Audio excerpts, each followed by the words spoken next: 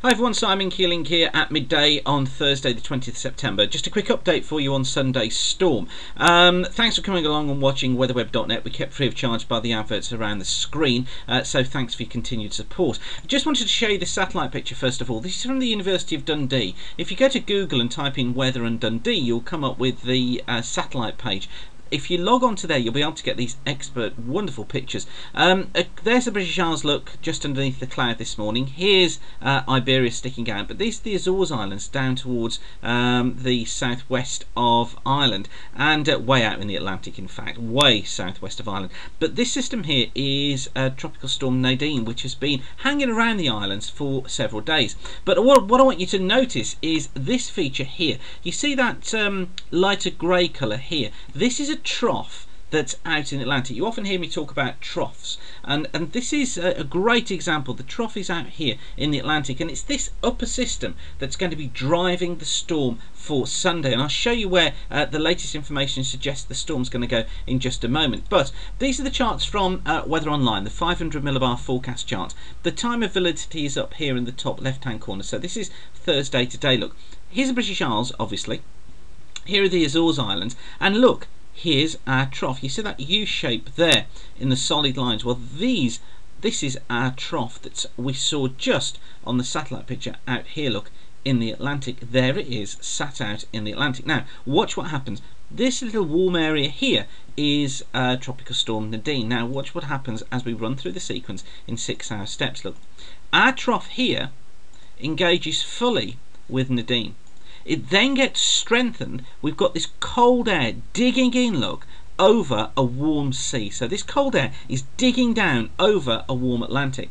The result of this is it deepens our trough, which then breaks away. It splits in two. Nadine just kind of sits off down here between the Azores and the Canary Isles. But our system forms its own little system and heads northwards as we head in towards Sunday. It then eventually becomes absorbed into a deepening cold pool off to the west of Ireland, and it's that system then that dominates into next week. But what's interesting is why this system suddenly developed so much, and one of the reasons for that, if we look at the sea surface temperatures, these are the anomalies.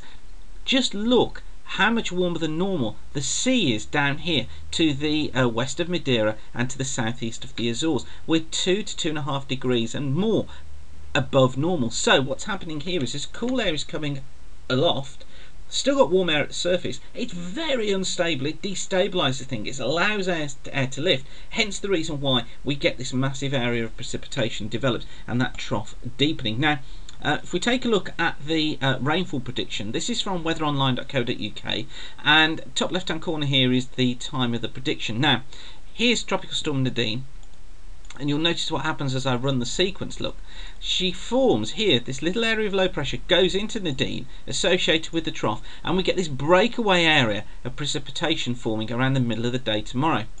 Now that then gets caught up in the upper trough, it moves away back northwards into the system, and it deepens through Saturday in the Bay of Biscay. So on Saturday, while we're enjoying a beautifully fine day across most of the British Isles, and could even be an early frost, Nadine, this sort of child of Nadine, is deepening. Then it heads its way northwards into Sunday, and we've got a little bit of question mark over exactly what happens then to the system, the track that it takes. It's pushing heavy rain north, and at the moment it looks like most of that rain is going to be to the west of the country, but it's also bringing up some very strong winds. The heaviest of the rain looks to be out towards the west, so it's going to be the Midlands, Wales, northwest England, eastern parts of Ireland, southern Scotland that see most of the heavy rain, but everywhere really going to be seeing some precipitation. And then the indication for the GFS is that low just gets stuck in as the upper feature here, where are we, as that upper feature here, look, just hangs around, as that upper low hangs around, and then it's stuck across the British Isles into next week. So let's just take a look into the British Isles and see what happens again from Weather Online. So this is the latest prediction, time up here in the top left hand corner. You'll notice that high pressure just stays through the country as we go through Friday in towards Saturday.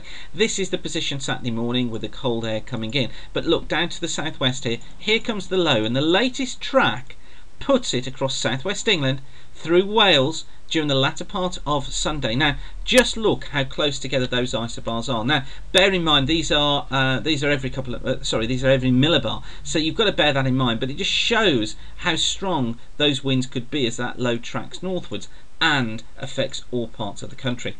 So I think what we've got to do is keep our eye on these charts, on the 500 millibar charts, and just see how this trough develops over coming model runs. Very impressed with the GFS at the moment. It picked up on this several days ago. It kind of hovered and hovered as to whether there would be a low in there, but it was the first model to really highlight it. So that's where we're going to focus our attention in terms of modelling at the moment, is looking at the GFS and each individual run. But at the moment we need to be prepared for very strong winds on Sunday, gales for many areas, and also the risk of some very heavy rain, although exactly where it's going to be is still not quite certain. But watch the forecast. Of course, I'll be issuing musings right the way through the period at weatherweb.net. We'll be updating the videos. The usual look ahead video will be online later, so you'll be able to get all your information from weatherweb.net.